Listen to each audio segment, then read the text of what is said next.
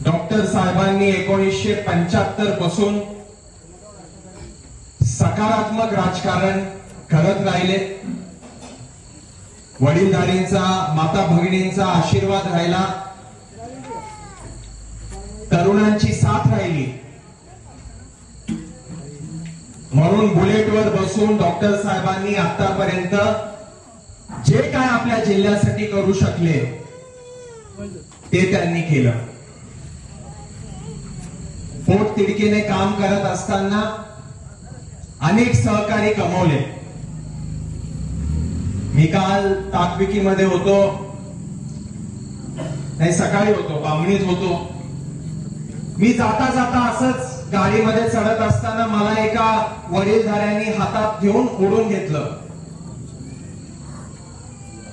ते बोलले, दादा आमचे साहेब कसे आहेत? मी बोललो ठीक आहे, निवांत आहेत। ते वडीलधारी मला बोलले की साहेब, दादा मी साहेबांचा 37 वर्ष जुना कार्यकर्ता आहे, तिसरी पिढी। हा बघा माझा नातू, हा नातू तुमच्या बरोबर आज प्रचाराला आलेला आहे। ही नाळ जी पाटील कुटुंबाची जोडली गेलेली आहे, प्रत्येक धाराशिवच्या नागरिकाबरोबर।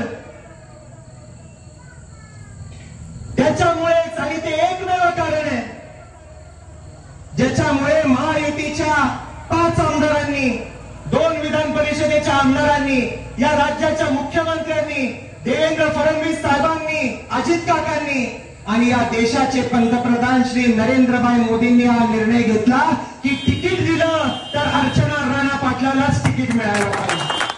आणि ज्या दिवशी 4 एप्रिलला माझ्या आईला उमेदवारी घोषित झाली, त्याच दिवशी या विरोधकांनी आपला पराजय मान्य केला, हे मी आज आवर्जून आपल्याला सांगू इच्छितो।